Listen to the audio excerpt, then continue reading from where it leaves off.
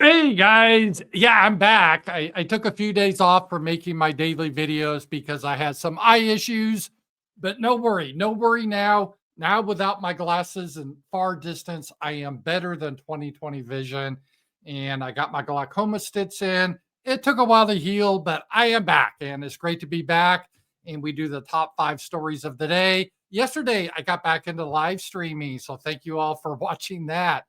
And we'll just jump right into this. I really do appreciate you guys being here. A lot of stuff to cover. And the first story of the day, today is September 9th, Tuesday, right? September 9th, Tuesday. Oh, that's right. We have our roundtable tonight. I would encourage you guys, if you like this type of programming, follow me on Substack and subscribe. The link is in the description below. And every Tuesday night, we have a roundtable, a lot of fun. So that's tonight. All right. The number one story, everything's crashing. Everything's crashing. The US jobs payroll revisions for August are in, and the revision of almost a million negative. It's like, what kind of, how do you have a revision that bad? That's number one. How do they do their statistics? They do, oh, this is what we think it is. And they go, oh, we got to revise it. We were off by like a million. So this guy is saying, well, this should be good for the market. In a weird sort of way, you're thinking, why is it there's a lot fewer jobs? How is that good for the market? Well, because people think that the Federal Reserve will do a rate cut, and rate cuts tend to improve the stock market and Bitcoin. And the reason that's the case, because when they cut interest rates, you can't make as much money on, let's say, treasury bills or CDs. So you're like, I might as well put my money into something else like stocks or crypto. At least a lot of rich people, that's what they do it. So they make that determination. So the idea is that the money should flow into stocks and crypto. We will see, but it's not a sign of a healthy economy. And I'm not just blaming Trump, although he's part of it. We've had this system in the West that has been built on sand for decades. And let me just show another story because I want to show this isn't just in the United States that's having problems. In France, their government is collapsing, and it's not as dramatic as it sounds. When a government collapses in France or a parliamentary system, it's not like there's road warriors and all that. That'd be cool. I wish it was. It just means they have to get a new government. I think their prime minister has to resign or something stupid like that. But anyway, the French government collapses, and they are now demanding impeachment or resignation of Macron. Well, that's probably not going to happen. They can demand his resignation, but he won't resign. And impeachment, that's very difficult to do. Under my understanding in France, you got to show basically treason. The entire country will be brought to a standstill in 2 days' time as people take to the streets to demand change. We hear you, France. Aren't they always in the streets in France? I'm not really joking. Ever since I was a young kid, when you think of Paris and France, you think of their unions and they're perpetually on strike. Has there ever been a time they're not on strike? And then you think of the Muslims that immigrate in Paris and they set cars on fire in the suburbs. That's what I think about France. And now a lot of Africans that go to tourist areas in France and they hassle tourists. Here's my love bracelet, my friendship bracelet. Now give me money, give me money. That's what France is right now. That's what I think about France. It's not your dad's France. It's really changed. It's not even France of when controlled by Nazi Germany. France controlled by Nazi Germany, they were allowed to still speak French. You always hear this, oh, it's a good thing that the Germans didn't win. Otherwise, we'd all be speaking English. I'm like, no, we wouldn't. They conquered France and they were like, oh, you got to all speak German now. It's so ridiculous. But, they still have French people there. The National Socialists, they weren't trying to replace the French people. But now we're under globalism, and the whole goal is to replace white French people, and that's been the policy for years. So the French government is in trouble. And Macron, he's the president. He's like over it all. He deals with foreign policy. And his first thing he's been focusing on is not France and the crisis in France. It's on Ukraine and Russia. They're just really focused on Russia. Almost all the Europeans, Macron, Starmer in the UK, I think it's Merz is the name of Germany. They don't give a shit about their own countries. It sort of reminds me of like Tom Cotton. Tom Cotton, my senator in Arkansas. And I got to give a shout out to Tom Cotton today on X. He actually posted something about Arkansas. I'm like, what? Has your X account been hacked, Tom Cotton? Has it been hacked? You're actually talking about your state that you supposedly represent, because he never talks about Arkansas. He talks about Israel. Oh, God's people. That's all he talks about. He doesn't give a shit about our people. And so I was shocked. So that's Tom Cotton. And so he's always worried about another country. And that's how the people are in Europe. All the leaders in Europe, like Starmer, doesn't give a shit about the British people. He hates them. So does Macron. French, I don't care about that. And Merz, the Germans, oh, we got to get rid of the Germans. They just worry about their neo-globalism project and Ukraine. We got to fight Russia. And they become so obsessed with it. Like Captain Ahab and the White Whale. That's Putin. We got to stop him. And what has happened? What's going on in the West? And again, it's just not France, because it's a budgetary problem. They are spending a lot more money than they're taking in revenues. And obviously, one way you could stop that is by cutting. But whenever you want to try to cut all the social welfare in France, oh no, they run out and they protest on the streets and do their bullshit they always do. And then you can say raise taxes, but they've already raised taxes so high, all the capital has fled the country. So they have a lot of problems, yet they still send money to Ukraine. Like, it's just really crazy. And Britain's in the same situation. They're having severe financial problems. Their government could collapse. Germany, who used to be the powerhouse, economic powerhouse in Europe, until they decided to go green and then deindustrialize, and now they're in trouble. So all of Europe, this is kind of ironic, right? Okay, we're going to stand together. We're going to put sanctions on Russia. We're going to punish them. Meanwhile, Russia's doing fine economically. China's doing great. And all these so-called free countries, right? If you say something they don't like, they throw you in jail.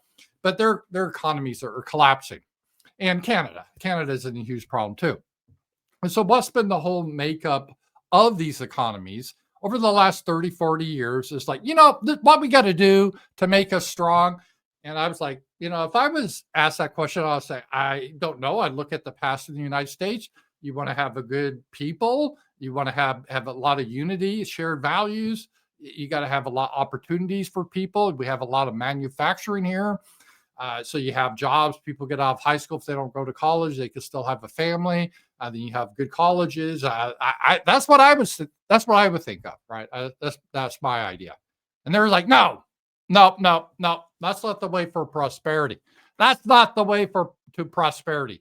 The way to prosperity is diversity. I'm like, what? Yeah, diversity. Bring everyone in that has nothing in common with you. And oh boy, that's just going to make us global leaders.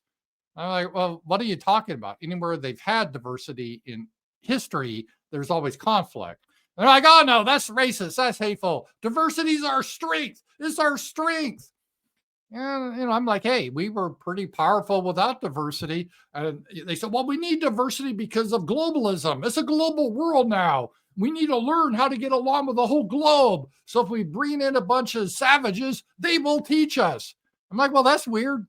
The British Empire, the Britain in the 19th century, most of the 20th century, they didn't have any diversity in their homeland, and they controlled most of the world. They had a global empire. It doesn't make a lot of sense to me. But I don't know. Diversity is our strength. So what we're going to do is we're going to import a bunch of Somalis, Haitians, in Britain, a bunch of Pakistanis, in India, a bunch of India.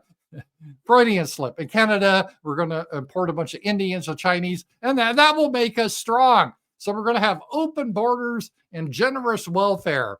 I'm like, I don't know if this is going to work. I don't know if this is a good idea. And furthermore, we don't want icky factories because that makes Mother Earth cry. Oh, no. We got to send these factories to Mexico and China. We don't like that. We're not going to have factories here. No.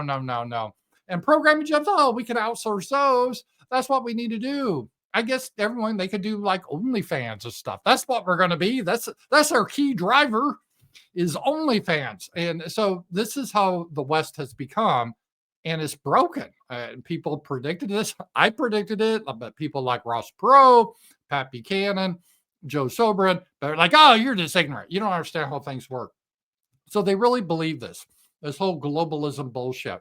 What I call their Star Trek idea, or they build their vision based on the John Lennon song, Imagine. Imagine there's no countries, no religion and all that bullshit. Remember that whenever like there's the Muslims slaughter people in Europe, they we can't blame them. Let's sing Imagine. That was their response. So that was their idea. So their idea is like, okay, we're going to make a universe based on a song. My guy did a lot of drugs, and we're going to do it based on a fictional TV series, Star Trek. That's what we're going to do, because of Star Trek, the women captains are empowered. You have all these people together, and all their cultures just mix up, and everything's just perfect. So they decided that's what they wanted to implement. That was their vision. And I'm serious, that really was their vision, or is their vision. And it was more than just a political or ideology. It was their religion. It really was. It's their deepest beliefs. And you saw this with COVID, how we got to do great reset. Things are never going to be the same. We got to change radically now. I'm like, why? Because this is a new era. We got to change radically. The great reset. And you got to learn to live in a pod and eat Z-bugs. And you can't fly, but we can, but you can't. And, they had all this like fantasy about it. And we're going to break up families. Families shouldn't be a man or a woman. We don't even have men and women. We just have this mix up of races and men, women, they, them, Z, all sorts of weird pronouns. Maybe you could even be different species. You could identify as a bird, and I don't know, you get all sorts of weirdos together and having sterile sex. Yeah, that's what we want. And we want to transition little kids and have pride parades forever. Right? That's our vision of the world. I'm not joking. That was their vision. And we want to get rid of whiteness. And so we got to port all these other people in. And we'll say, we have to import them in because it's climate change. Yeah, that's it. Or, why can't Muslims stay in their homeland? Because we bombed theirs. I'm like, well, we bombed Japan a lot worse, and they didn't come to our homeland. That doesn't even make sense, right? So they're leaving their homeland so they don't get bombed. It doesn't make a lot of sense to me. But they think that's so clever. We're so clever. So it's a disaster. Every country that has tried this formula, mass immigration replaced the people there, so you don't have a sense of identity. Instead of unity, you have friction and high crime, low trust society. And you have get rid of all your industrial production.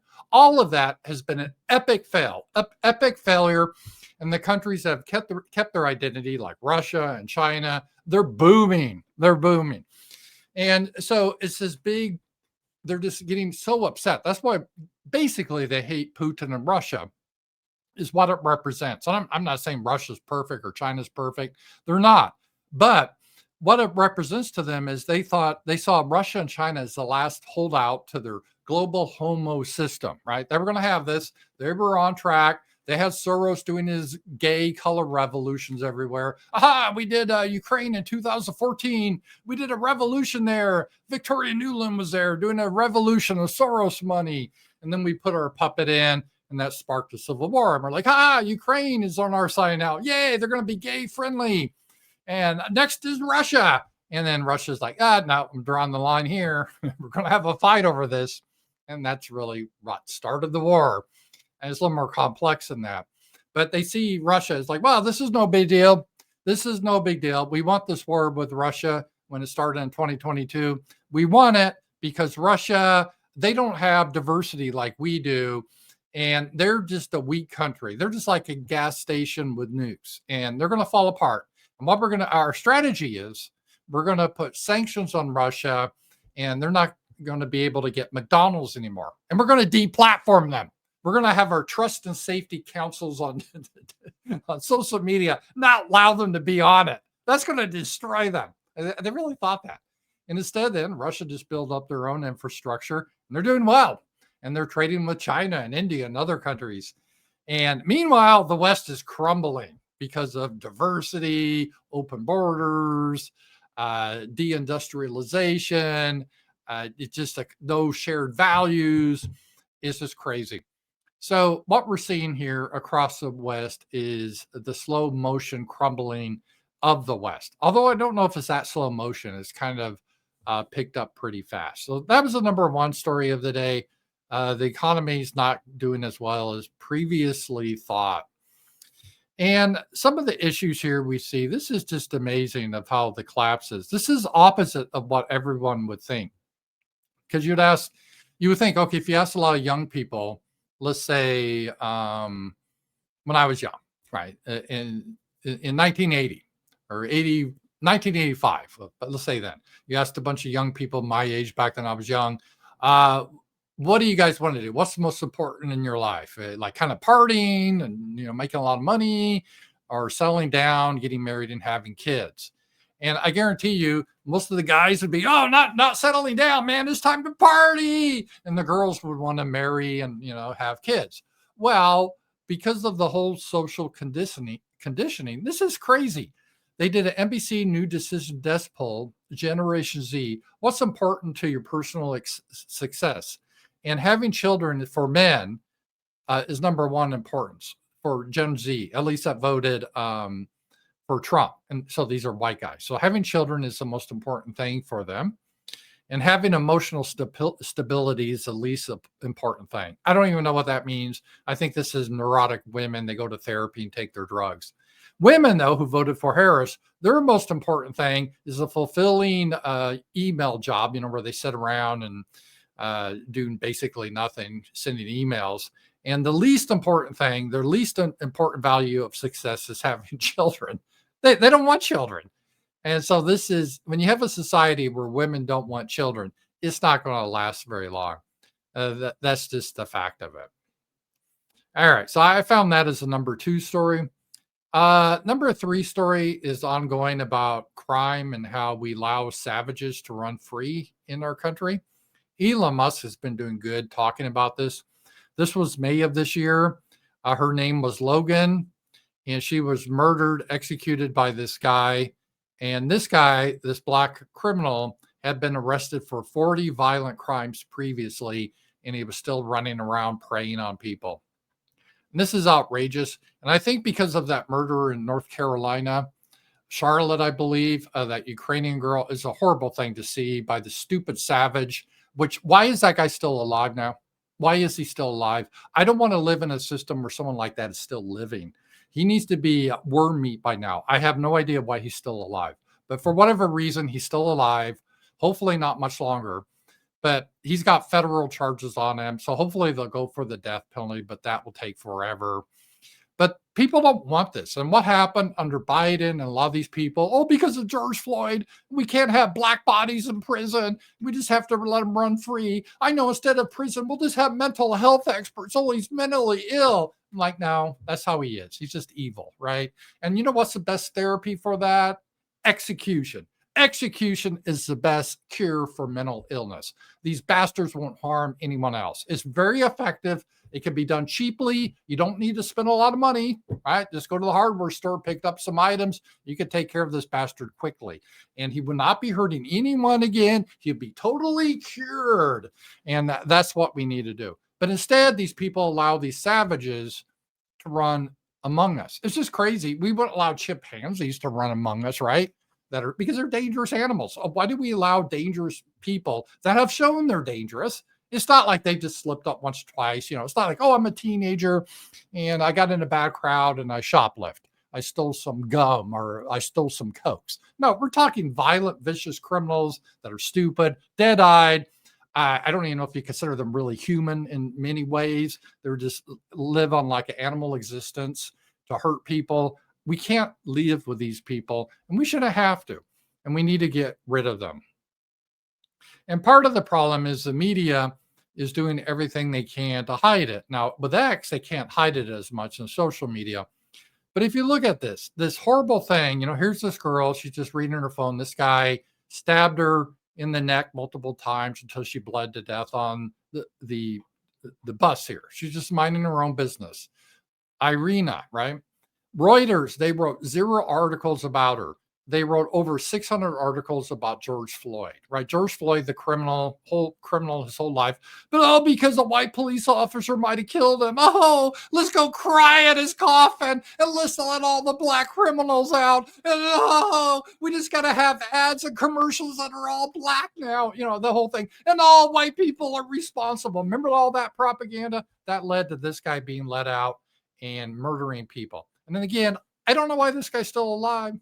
I don't want to live in a society where a guy like that is still alive after he does that anytime sooner. And you say, oh, Paul, you got to have a trial and everything. Yeah, well, do you? I think this used to be taken care of a lot quicker. And I don't want to spend time with this guy. And it's just outrageous he is here. All right. The final story is one of my favorite guys. One of my favorite guys in the Trump administration, I think number one is Steve Miller. So you can't call me anti-Semitic or anti-Jewish. I love Steve Miller. He's Jewish. So you can't call me anti-Jewish. He's my favorite. And then probably Vance Johnson. Not Vance Johnson. Vance Johnson was a football player for the Broncos. JD Vance. I like JD Vance. I know there's a op to try to discredit JD Vance because some people are controlled and they want the Democrats to win, but JD Vance is pretty base. And then the third one is Tom Homan. So let's just take a look at him here. And he's dealing with his blonde shitlib on CNN. So let's just, Mika, I think her name is. Here we go. You have Governor Healy talking about ICE doing enforcement operations at a church. False. Didn't happen. They were parked there. They did not do an operation there. She said they were parked in a public space legally. But to say that and to push that out there puts fear in the immigrant community. So let me tell you what's happening. That puts fear in the community. Right. To park the ICE agent's vehicle they're on a near public a church. Street. They they're are on a public street. She said they're on a public street waiting to respond to a criminal alien release pulled aside the road. Let me tell you, in the last couple of days, what's happened in Boston. They arrested Victor Gomez Perez, a 33-year-old criminal alien from Guatemala, with charges of aggravated rape, assault and battery with dangerous weapon, indecent assault and battery on a victim 14 years or younger. They arrested Kaylee Espinosa, a 33-year-old criminal alien from Colombia, with charges of aggravated assault on a pregnant victim.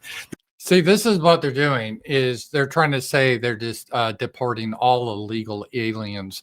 And Tom is saying, no, we're deporting dangerous ones, which I don't know if it's a win. I think we should deport them all. But they arrested Joshua Gonzalez, a 23-year-old criminal alien from Dominican Republic with charges for trafficking heroin, morphine, opium, resisting police.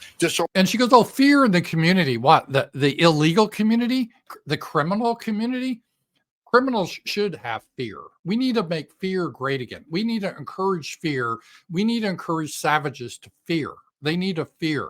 Maybe they would change their actions. And there's illegals, if they fear it so much, oh, such a white supremacist system. We hate it here. And then we're like, okay, we'll send you back to your homeland. No, don't send me back to my homeland. That's cruel. I have a right to live around white people. Don't send me back to them. That's really their argument.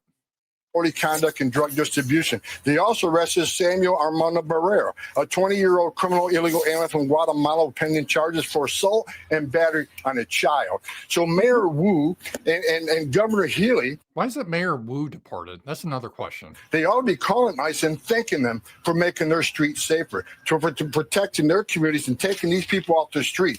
They've turned a blind eye to this. They're sanctuary cities. Sanctuaries, cities and sanctuary states are sanctuaries for criminals. Give ICE access to the jail to arrest a bad guy in the jail rather than have to go in the community to find them.